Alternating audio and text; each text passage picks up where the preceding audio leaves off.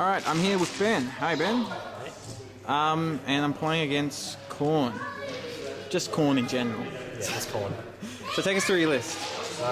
We got 2 Land Raiders and 2 squads of 5 Berserkers in each. Oh, 1 squad in each. Yep. And led by Khan, the Betrayer.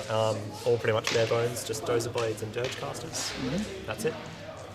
Simple but effective for an 850 point. Yes. This is going to be interesting because I don't have las cannons or anything like that. So, Mr. Gene Stealers, thing to note, Broodlord actually got Iron Arm this game. He got the last game as well, but he died first turn, so it didn't matter.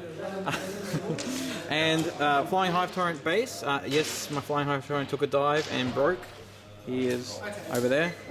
And this is my deployment. So we're playing table quarters, and the middle thing explodes like last 4C. Cool.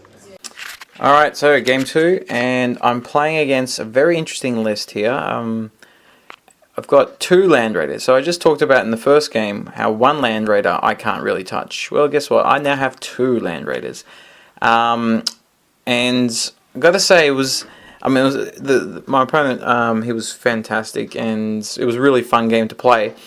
But we were making up little stories about what Khan would be doing, because I'll get into it, and I'll just make little commentaries, because this is pretty hilarious. So I picked we did table quarters, and I picked a table quarter, which was a pretty bad, which meant that he had to deploy really badly. You can see there's a huge ass building in the middle, and you couldn't actually deploy within 12 inches of the center, which is actually bites me in the ass later on. And so he had to split his forces, and because he couldn't, come in one bigger front and all that, and he was really afraid of my Hive Tyrant. He had to split up, and because of that, he played. I think he played really, really smart, and it nearly worked out for him in the end. I guess because I think I got 3 rounds of spawning, and it helped a little bit there, but.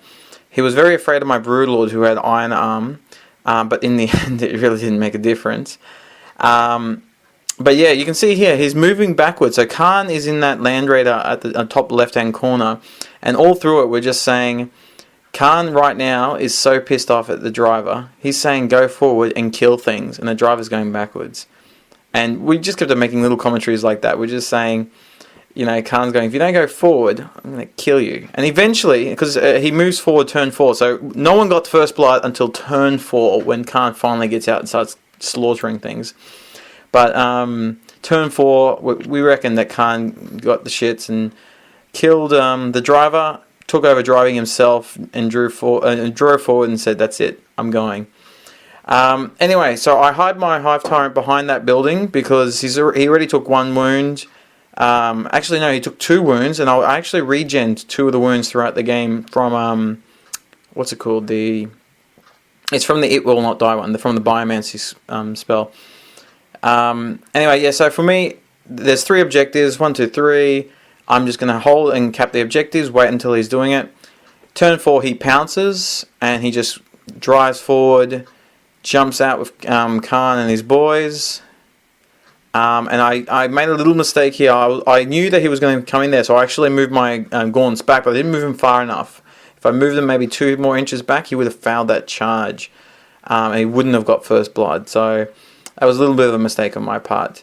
In any case, he actually slaughters the entire unit, which means that I can then engage with my Hive Tyrant, which I'm about to do now, that unit. And when you've got all tough armor 3 and with a flying Hive Tyrant that can vector strike, bad things happen, and bad things did. So, so also on the bottom, he charged my thing. He lost 2 to Overwatch, but he had Dirge Casters, which he forgot that. I didn't know what Dirge Casters did, but he forgot that it actually makes it so you can't Overwatch.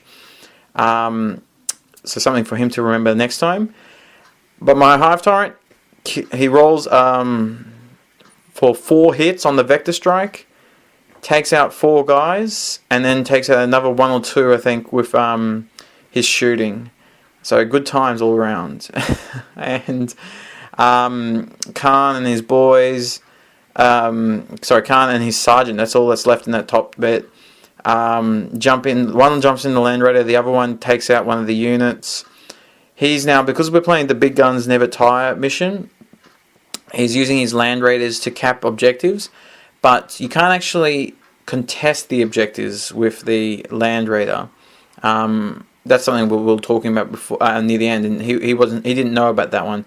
So if he had managed to kill like the pod and made, or like the Tervagon, something like that, like he could have maybe pulled it away, but because he was banking on that he could contest a lot of stuff, he was hoping that his First Blood was going to pull it through, but yeah, unfortunately they can't contest. So in the end, I believe I won by 2 points because I owned the middle and the bottom.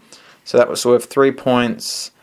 I didn't actually win. Sorry, yeah, I owned 4 points to his 3, and I thought I had not table quarters, line breaker, but I actually moved my Tervagons because I said the 12-inch from the center doesn't count as deployment zone. So unfortunately, we got a draw. I threw away a possible win there, but it was a really fun game and lots of little narrative stories about Khan beating the hell out of the driver. All right, next game.